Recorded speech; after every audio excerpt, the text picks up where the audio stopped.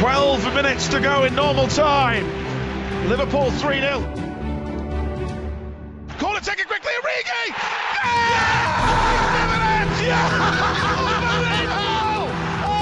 Divock Origi! Oh my word! Yes! This is extraordinary. Hello and welcome to the Reds cast. We are back. The Premier League is back, and what better way to win it than at Goodison, eh? That's if Arsenal do the business. If you are watching on YouTube, you will have seen during the lockdown we have been busy. We have completely changed our studios. We have made it a lot more interactive on the visual side of it. We've got a big telly here on the end. Focus isn't that good at the minute because it's not finished. It really isn't finished. I didn't expect the season to be back this soon, so I give myself a bit of a longer deadline for the me project than expected, but we had to get this podcast out. So I'm made up to be back. It's been about 2 months off. I do have a podcast as well. I have literally done nothing. I have spent my whole lockdown just fixing the studio, building the studio, improving the studio to make this the best it can be for the fans. I hope everyone has been keeping safe and well, though, in the coronavirus pandemic, and has been social distancing, hasn't been breaking the rules. And yeah, I mean, you can have 6 people around now. Boris said that from the Monday just gone, and on the Tuesday I had my mates around for a barbecue because I could not wait just to see them again and just crack on, really. And now we've got news today that the Premier League is back.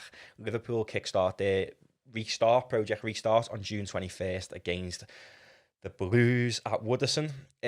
Kick off 7 o'clock, and we could win the league. If you are watching on YouTube, you can see a full list of the games that are going to be back. On June 17th, it is Aston Villa vs Sheffield United, kickstarting the season again at 6 o'clock. Bit of a mad game for me to be kickstarting the season. When you look at some of the fixtures, like City, Arsenal, that's a 8:15. For me, I would have put that on first. What better way to welcome the season back than a big, massive game that if Arsenal do the business, Liverpool have literally got one more win to win the Premier League. Then you've got like Tottenham United, another, like, it's a mouth-watering game, really. Why is that not on? I can understand why we're on after City, because it's like all anticipation would be on the derby then if City was to get beat. Do I see City getting beat against Arsenal at the Etihad? Not a chance. City are too strong. Arsenal can't defend. But you never know. The pandemic could have affected everybody differently. From what I've seen of Liverpool, like the 11v11 were looking sharp. I haven't paid any attention to any other team, so I don't know how they're looking. But you can imagine that City are going to come back sharp as ever. They're not going to win the league, they know that, but I don't see them wanting them to get beat again, because they've just been shocking this year, really, haven't they, in terms of form, when you base it on what they had last year. But yeah, so Premier League's back June 17th with Aston Villa, Sheffield United. It's just going to be boss to watch Premier League football again, because in all honesty, I don't really want to watch the Bundesliga, because I was watching it. I was watching every Leipzig game with full focus on Timo Werner, thinking, yeah, he's coming to Liverpool, so excited. I think most Liverpool fans were as well, to be honest. I think we were all so excited to see him come to Liverpool, and we were just... Everyone thought it was the worst kept secret in football, and then Chelsea is with that bombshell. I don't think it's over yet. Maybe his agents come out and said that to tempt Liverpool into making that offer, but who knows what's going to happen. But yeah, back to the Premier League. If you are watching on YouTube, I do urge you, if you're listening on Spotify or Apple, to go and check out the visual side of it, youtube.com/RedsCast podcast, just to be in, like, when we've got guests on, you can see all stuff on your screen. I mean, we've got a big telly for Skype and everything now. We're up in the game, definitely. But yeah, you can see on the screen now, Aston Villa, Sheffield United are 6 o'clock, and then City, Arsenal 8:15. So I think every Liverpool fan will be all eyes on that game. I mean, I'll be watching them all because I just want to watch the footy again. I've missed it that much. Friday's going to see Norwich, Southampton and Tottenham United. Saturday is the big ones in terms of how many games. You've got Watford, Leicester, Brighton, Arsenal again. Arsenal playing within a few days. It just seems like that's what the whole season's going to be like now. Just loads of crammed in fixtures to get it done as quick as possible. You've got West Ham, Wolves, Bournemouth, Palace, and then on Sunday you've got the likes of Newcastle, Sheffield United, Aston Villa, Chelsea, and then the big one, Everton versus Liverpool, 7 p.m, where we can win the league. If you want my opinion, I would rather not win it at Goodison. It's probably going to be the most unpopular opinion from any Liverpool fan, but them pictures are going to go down in history, really. Like, when you think about the Champions League just gone, you don't think really about, you think about the final, obviously, but you think about how we got there and the images of Henderson on the ground, like rolling, like literally emotional at the full-time whistle against Barcelona. You see the images of Van Dijk dropping to the ground when the final whistle goes. That is going to be similar images when we win the league. If that's against Everton, do you really want the images to be of like Henderson and all that? Just because obviously they're going to be ecstatic. They've just won the Premier League. They're going to celebrate. Do you really want Woodison in the background, or do you want Anfield in all its glory? That's what I want. I want the pictures to be like all the players and the staff and that celebrating at Anfield, and it's not the same because it's not like they can beat Palace and celebrate like, oh, we've just won Palace even though we've won the league. Do you know what I mean? Deep down, I want City to beat Arsenal, and I want us to be able to win the league against Palace at Anfield on a Wednesday night, which is it's half grim, but because if people are back in work, no one's gonna want to celebrate in houses, and I think that's why they've done it really, because obviously with the new rules, you can have up to 6 households together, socially distancing in back gardens, which was announced on Monday. Of course, I had a barbecue on the Tuesday with my mates though, by the way. But yeah, so on a Wednesday, most people are back in work now, and especially by when we play Palace, it's going to be Wednesday, the 24th of June at 8:15. Now, most people are back in work, so on the Thursday, they're going to be back in work. Who on earth is going to want to go out? I'm going to say who on earth, all my mates will want to. But celebrating against on that at 8:15 on a Wednesday, most people are going to be back in work for 9 o'clock on Thursday. So it's just a bit of a mad one, really, that they've put the dame that we could win the league on a Wednesday. I mean, obviously it's to stop people gathering and partying and all that palaver, but we didn't go and gather at Anfield for the Hillsborough anniversary, and that was during the coronavirus. We just all paid our respects at home. So the fact that the thinking that we'd do that is just so disrespectful in my eyes to Liverpool fans. We're not going to gather at the ground. We're all probably going to be within our socially distanced groups of 6 at home celebrating ourselves. I mean, me personally, I'm getting a projector in the garden with a screen, a replica Premier League sitting underneath it, and I'm going to have my own trophy lift when we win it, because why not? We can't go into town and celebrate. We can't go to the ground and watch us win it. We've got to make the most of a bad situation. So I'm getting 6 socially distanced mates round. We're going to watch the game on the projector, and we're going to have a boss time, whether that be on the Sunday against Everton, whether that be on Wednesday against Palace. We're going to celebrate us winning the league, and we're probably all going to be dying of hangovers on the Monday or the Thursday in work. But so what? We've waited that long for it, so what? And then the other fixture that has been announced is we're playing City on Thursday, the 2nd of July, with kick-off again stated for 8:15. It's going to be mad watching us on a Thursday though, isn't it? It's like Channel 5, Europa League. I don't like it. But yeah, I understand the season just needs to be finished as quick as possible, really does. Next, they've got to then consider cup competitions, like the FA Cup still got to run its course, the Champions League. But by the looks of things, we're going to be Premier League champions and European champions at the same time. So no one can take that away from us, can they? Even though the coronavirus. We're on Sky Sports for all the 3 matches that have been announced so far. BBC is going to be broadcasting games again, which is like the first time of broadcasting a live Premier League game, which is going to be absolutely crazy. History's going to be made in that sense. And yeah, it's cool really that the season's back. We don't really want to watch the Bundesliga anymore. We don't really care about Timo Werner anymore. It seems he's going to be a rent boy. I'm secretly hoping though that it's just a ploy by his agent to make Liverpool actually pay the money, because I don't know how we haven't got the money. I know the coronavirus pandemic's affected a lot of businesses, but Liverpool have just won the Champions League. They're about to win the Premier League. The money you get off that, it's just, I don't understand it really. And we're going to see the likes like Shaqiri, Lallana and that probably leave in the summer. So why not get Werner? I mean, I personally believe if we wanted Timo Werner and Jurgen fully wants them, even though everyone's saying he does, we'd have him myself. If Timo Werner goes to Chelsea, that is because Jurgen Klopp has decided to not get him now. And that is my honest opinion on it. I don't think finance has come into it. Everyone who's slating FSG off, the club is in the best position it's been in for as long as I can remember. Like the Champions League in 2005, let's not sugarcoat it. We should not have won that Champions League. When you look at AC Milan's team compared to Liverpool's, we should not have won it. This is the best team I have ever seen in 25 years of living play for Liverpool Football Club. Nobody wants to leave. They all want to stay. They all want to play for Jurgen. They all want to play for the club. They all love the club. I honestly believe if we don't get Timo Werner, it's because Jurgen didn't want him. And I trust them. I do trust them. And I trust the youth as well. People saying we need to spend big to keep up. No, we really don't. We've got the likes of Harvey Elliott and Curtis Jones coming through. And people may say, oh, they're still kids. But Trent's a kid. Trent come through when he was, 19, 20, and he's now the best right back in the world. You've just got to give them.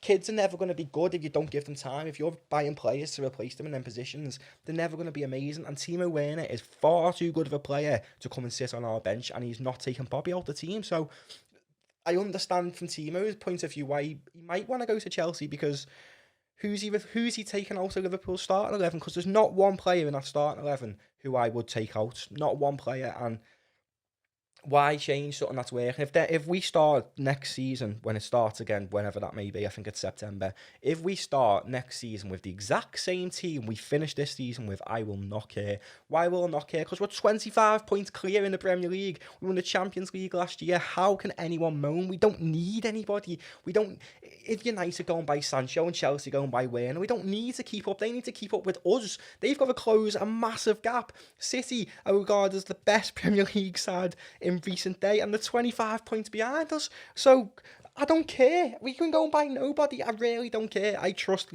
Jurgen. I trust this club. I trust everything about them, and I honestly believe we do not need anybody. We've got kids there, and if we don't buy anybody, so what? Trust Jurgen. He knows what he's doing. He knows what he. Of course, it just frustrates me seeing fans slagging FSG off, saying they need to spend big. Who are you taking out of that team if you spend big? The only exception that I would make is for Kylian Mbappe. And I would take Salah out because I'm more of a Mane than Salah person, even though Salah's numbers are incredible. And he is arguably our best player. That's the only person I'd swap is Salah for Mbappe. There's nobody else who I'd swap, really. I'd probably this summer, if it was me in charge, I'd get a backup left back. I probably would get a striker, but then you've got to realise what striker's going to come and sit on the bench, because they're not taking Bobby out. It's just pure cover for Bobby.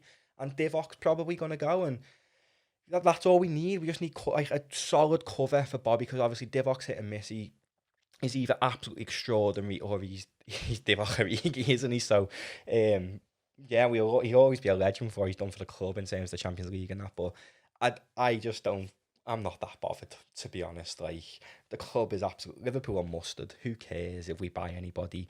We didn't buy anybody last year. There was uproar, and what do you know? We're 25 points clear at the top of the league. So who really cares? Like, why would FSG go and spend hundreds of million when what they're doing now is work? And like, you've just got to think of it from more of a business point of view. FSG are not football fans. They have bought Liverpool for a business. They've openly said it when they came in. Everybody knows it. We are a business. So why on earth are people moaning that we aren't buying big when it's just a business? Granted, I'd love to have owners who just throw money at us. But look at City. They've got all the money in the world. They've got the best players, like, arguably. Not compared to Liverpool because we're mustard, but that's what people say. But they got crap fans. I would honestly rather have owners who are minge bags, have a team that wants to play for us, be 25 points clear at the top of the league, and have the best fan base in the world, which is what we've got. So I just don't understand the reason for people being frustrated about it, to be honest. Like, we're about to win the Premier League. Just shut up. That's the best way to describe it. Just shut up. We're about to win the league. We've just won the Champions League, the Super Cup, the Club World Cup. We're going to win them all again next year. Who cares? Who cares? When United bought Pogba, everyone's like, oh, Liverpool needs to buy big. Pogba's amazing. We need to keep up. Pogba's crap. How do we know Werner's not going to flop at Chelsea? How do we know Sancho might not flop if he goes to United? You just don't know until the end of next season. If we finish mid-table next season and we're shocking, then yeah, we can say the FSG were wrong and they should have invested. But who are we to say that we know better than what the club is doing, which has worked so well for the past few years? Yeah, we've sold Coutinho to get Van Dijk and Alisson, but who cares? We've got a better squad, and everyone's saying we've got a sell to buy. And what? We've sold Coutinho and got two best players in the world. Who's bothered? It's been infuriating me so much. And there's the same people who are moaning that we didn't spend big are the ones who are moaning that we furloughed staff, which I was a bit sceptical of when I heard. I know they end up retracting it, but at the end of the day, it's a business. If you own a business and the government is offering to pay some of the wages, you're gonna take it. Fleece the Tories for everything. Do you know what I mean?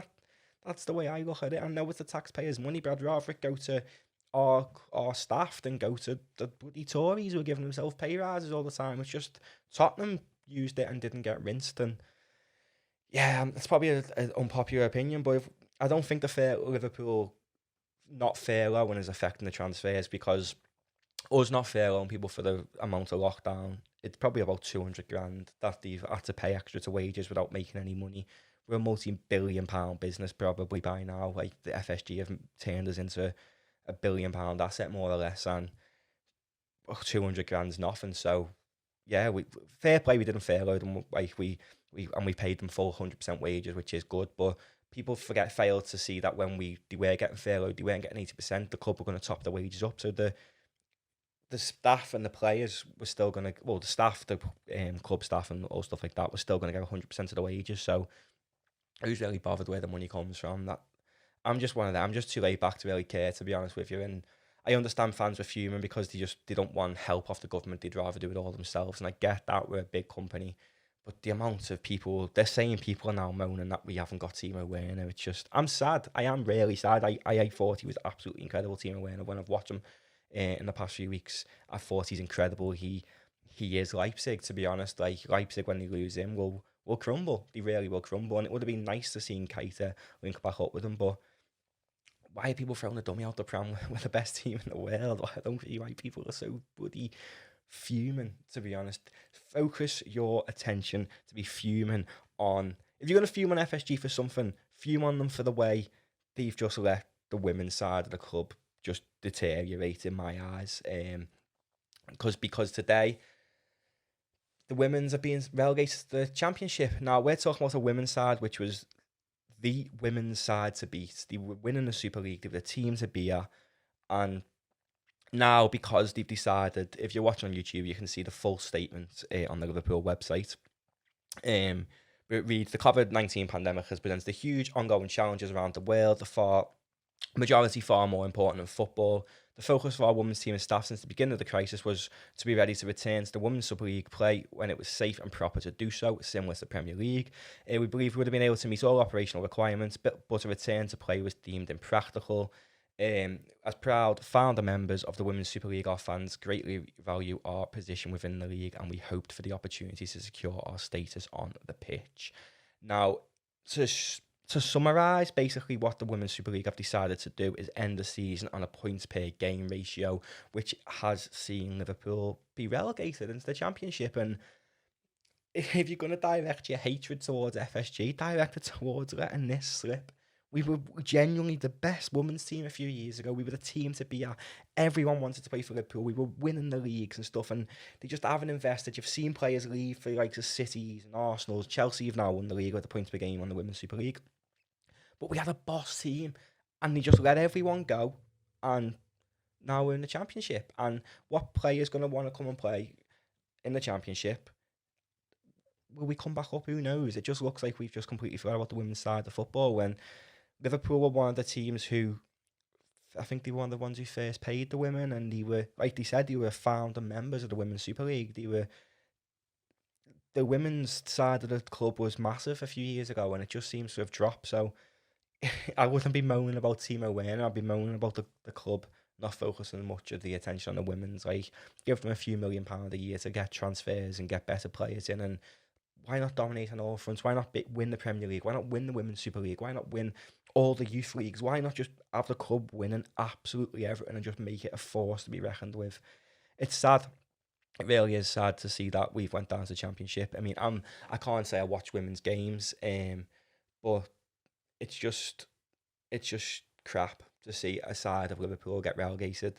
And I know a lot of girls who do watch the Women's Super League and are passionate about it, and they'll be gutted. Do you know what I mean? For a lot of people, Women's Super League is a chance to go and watch Liverpool at the end of the day, whether it's girls playing or not. A lot of fans go and watch the Super League just to watch Liverpool, because they can't get to the games in the Premier League because it's so hard to get tickets. And now it's probably going to lose attendances because they're in the Championship, which will then lose money, which will then, if it's FSG's model is to make money to spend money, then they're not going to put money into the women because they're not making them any money. And I think that's where people should be directing their hate towards, really. If they're going to direct any hate, you shouldn't really be directing any hate, because FSG have got the club in the best position we've ever been in, with the best manager and the best players. But if you want to hate on them, don't direct it about the women. Don't be directing it about Timo Werner. We've got Roberto Firmino, Sadio Mane and Mo Salah, the best front three in world football, and people are moaning about us not buying somebody who wouldn't be a starter anyway. The only way you'd start is if Bobby dropped back, but then who'd you take out the midfield? You can't just take Genius and drop Bobby back, because you've got the likes of the Ox and that who want to get game time. Do you know what I mean? Like, people need to realise that Liverpool are absolutely mustard, and we don't really need anybody, to be honest. I know loads of fans just want to see us buy money for that big name sign, to be excited about to see new players. But it's working. Do you know what I mean? People were moaning when we didn't buy anyone last summer, and now look, we're 25 points clear at the top of the league.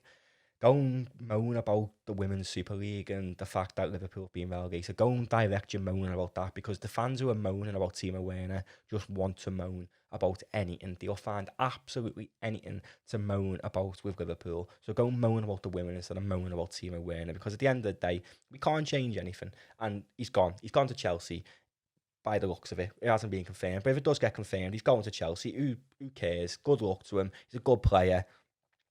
Chelsea are going to be a decent team, to be honest, with Ziyech and Werner, but you know what I mean? Who's really that bothered? I've seen players who Liverpool went to get in the past, and they've went to other clubs and not been that good. I honestly couldn't care about transfers from the day Fernando Torres left the club. That hurt me more than any transfer ever. I used to absolutely adore Fernando, and I seen him leave. I was gutted, and he was shit. He was shit.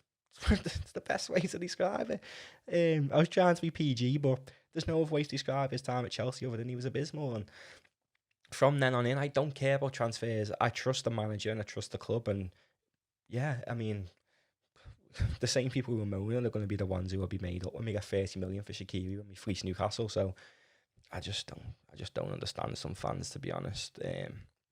But yeah, just don't direct your hatred towards the women side of the club and get that back up to scratch, because the way we've let that slip it's horrible to see, really. And we were so good with the women, and now we're crap, and it's just not good to see. But yeah, back onto Project Restart. One thing that is interesting, and we've seen it in the Bundesliga. You can see it on screen now if you're watching on YouTube. The 5 substitute rule. Now, the 5 substitutes for me is, I understand it, but I don't, to an extent. Like, yeah, players have had time off. They've obviously had the home schedules and stuff that individual clubs give them. But they have time off in the summer. Granted, not as long. But why not just keep 5 subs permanently, to be honest, and have 9 on the bench? Like, why not?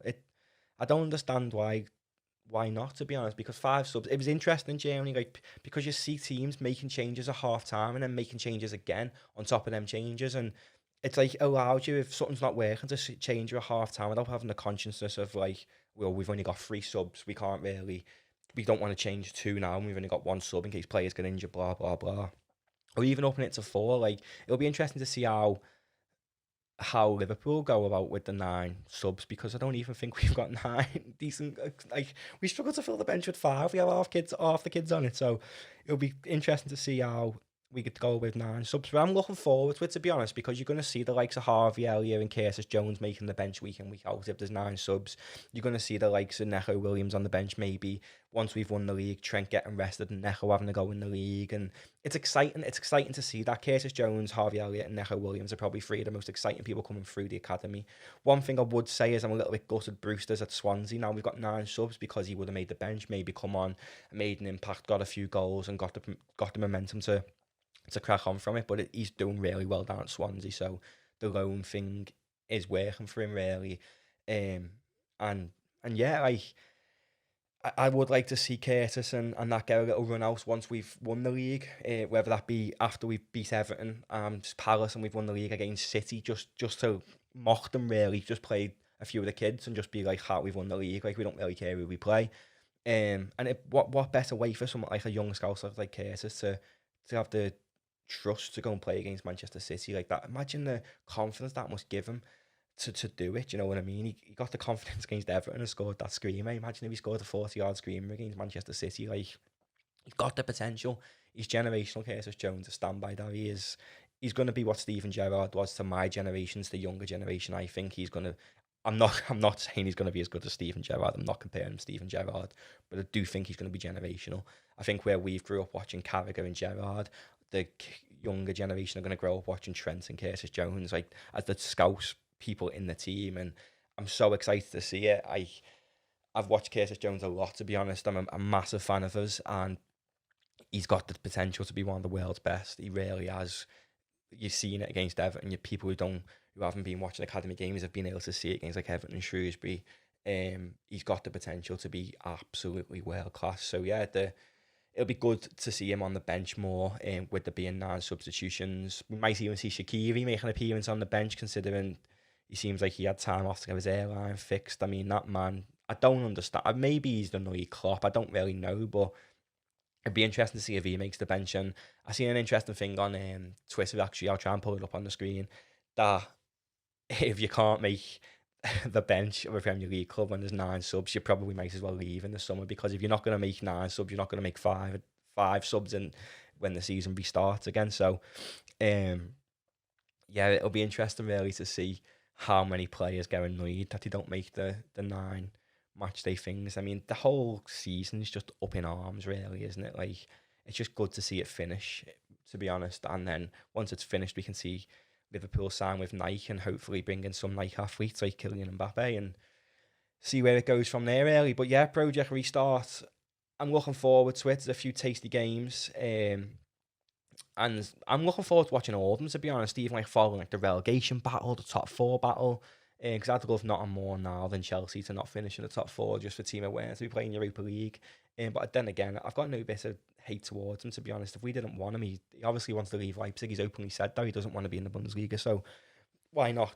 If he wants to go to Prem and try his hand and Liverpool don't want him, why not go to Chelsea? I'd rather him go to Chelsea than Manchester United, to be honest, because if he is, I mean, I hate Chelsea as much as I hate United, but if he is going to be world class in the Prem as well, Chelsea have got a lot more build, I think, than United. Even though a lot of people say United are further down than Chelsea, and obviously in the league table they are further down. They have been poor. I think once United shift Pogba, they've got a good team on their hands, really. They've got like Bruno Fernandes, and Bruno Fernandes feeding Werner makes me a bit more worried than Ziyech feeding Werner, even though Ziyech's balls are incredible, and that's such a good buy for Chelsea. Don't forget, Chelsea still need a defender, they still need a keeper, where United don't really need a keeper, do they? And they probably need centre half. That's about it. So if Werner did go to United, he'd massively improve. And where with Chelsea, they're like, look at Arsenal, they've got a Aubameyang and Lacazette, but they're shocking at the back. So as long as Chelsea keep Kepa in goal, couldn't care less if Timo Werner goes there, because he can score all the goals he wants. They've still got to fix the back out. So in my eyes, I'd rather him go to Chelsea than United, and United were linked. Best case scenario would be Barcelona come and fly in with a last minute bid, like they have been linked, and get him. But I just don't see why Barcelona would get Timo Werner when they've got the likes of Griezmann, Suarez, Messi, Dembele, and that playing for them. Like, they don't need Werner, and it's shown their transfers in the recent years have been shocking. Griezmann hasn't really been phenomenal like they expected, so I can't see Barca throwing money at him, really. So maybe Newcastle might come with a last minute bid, billionaires now, richest club in the world apparently, so they're just going to get fleeced by everyone. But yeah, only a short podcast today. Obviously, I'm on my own. Let me know in the comments if you're watching on YouTube what you think of the new studio. I'm dead proud of it, to be honest. I've put loads of time and effort into it, and things do still need to be fixed. But yeah, we're going to have a lot more guests. As you can see, we've got set up for 4 mics. Maybe have 4 mics on the go, getting discussing people on Skype and that. And I'm excited for the season to come back, and I'm so excited to see so many games like packed in together. Obviously, Liverpool playing on the 21st of June against Everton, the 24th of June against Palace, and then the 2nd of July against City. I like the fact that it's quick-fire games. I mean, between Palace and City, it's a week and a day wait, but just the fact we're going to see us play against Everton on the Sunday, and then we've only got to wait till Wednesday to play Palace, considering we're out the Champions League, we're going to be seeing Liverpool like twice in a matter of days, which is good. And just having that much football on the telly again, like it looks as though there's going to be football on every single night of the week. My missus is going to be fuming, but I'm going to be watching all of them because footy's back, baby, and we are excited, ecstatic. And the Reds are on the course for the 19th league.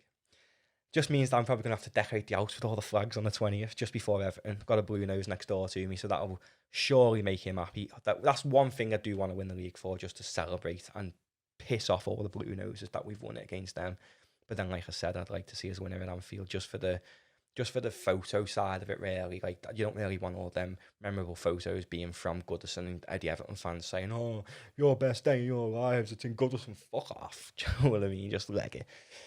But yeah, we're going to be back next week, building up to the Everton game, because it is only about 2 weeks away. If I'm not mistaken, it is the 5th today. So yeah, about 2 weeks away until we beat Everton at their ground with no fans, which will just do their head in. I've seen, that's another thing I've seen Everton fans saying, it's funny how we have, there's no fans, like, they've got to play at a Goodison with no fans. It's an unfair advantage. The whole bloody season is getting played with no fans, you bitter blues.